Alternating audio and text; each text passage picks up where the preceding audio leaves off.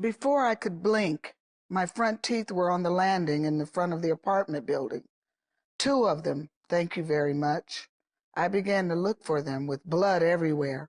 The pages of Helen Baylor's life story are loaded with trouble, trials, and triumph. And I was running to get away from the devil. I was running because I had no reason to be alive. I was running because it was the only thing I could do. She recorded her first single at just 13, became pregnant at 16, and performed with Ike and Tina Turner on the Vegas Strip at 17. For a 17-year-old from the hood to come here and to see all the lights and the dancing and the music and the buffets and the lights, it was awesome. And to think that I had a chance to work here was even more awesome. At such a young age. At such a young age, yes. That same year, Helen's voice landed her a job traveling the country in the musical Hair. She partied hard, then turned to pills to sleep, to stay awake, and to do her job. Finally, I made friends with cocaine. Everyone who needed drugs, even the 30-year-old players in the show, learned to come to me at 17 and 18. They knew I always had a stash of marijuana or hash or something. High on drugs, she still performed with Chaka Khan and recorded with the R&B group Side Effect.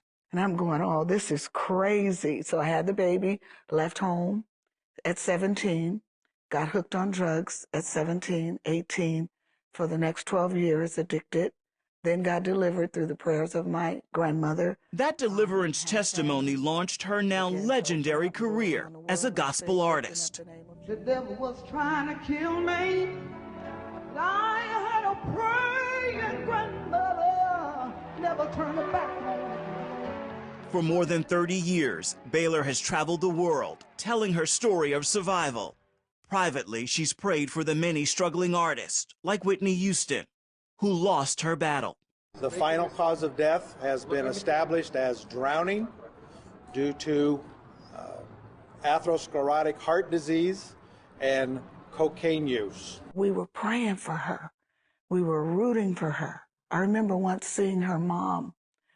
We did a concert together, and I asked her, how's Whitney? And she didn't make a big deal out of it or anything, but it like a mother. She looked at me, mother to mother, and said, pray for my daughter. And I just could feel Sissy all over. I could feel her. Houston is among a growing list of iconic artists whose deaths have ties to drugs. Amy Winehouse, Michael Jackson, Elvis Presley, and Jimi Hendrix still make headlines. It was around, but by the grace of God, we didn't fall into it. Nedra Talley-Ross knew Jimi Hendrix before the drugs. He played guitar for her groundbreaking group, the Ronettes. How did you not fall victim? We didn't have people wooing us because we were family-oriented. We partied with our family at my grandmother's, so nobody did anything. And it was a time when the fear of your parent, my mother, was greater than the temptation that anybody could talk me into, because she would kill me. What personal loss have you suffered to the drug culture? A big one, I think, was Brian of the Stones. Dated him. So I'd say that was someone that I did date that died from drugs. When you have the extreme success, can be a downfall, because you get people that are with you that don't have your best. They have a job. In this CNN interview, R&B superstar Chaka Khan blamed those forces for her personal battle with addiction and Whitney Houston's death. This machine around us, this so-called music industry, is such a demonic thing. It sacrifices people's lives. When she said that, I sat there in my bed and just said, somebody gets it. Somebody else gets it. Helen says there are demonic elements to the secular music world.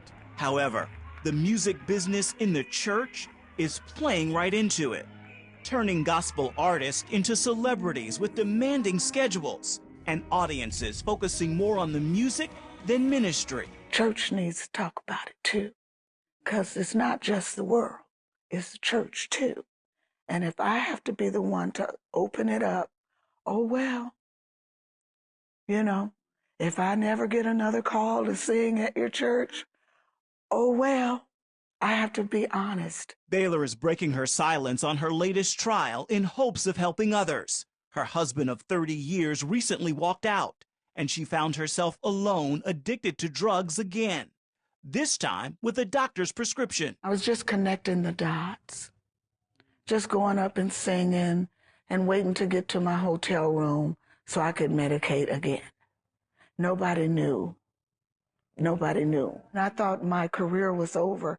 I said, wow, God can't use me. But a year ago, I got rid of Ambien, and not too long ago, stopped with the painkillers. I want to come home if you take me. Once again, the power of prayer set her free.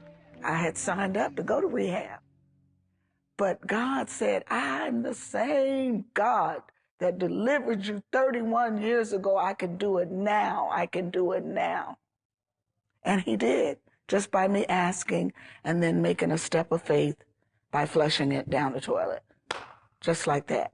Helen knows her latest testimony of triumph is a critical story to share. Prescription drug abuse is America's fastest growing drug problem. Ephraim Graham, CBN News, Las Vegas, Nevada.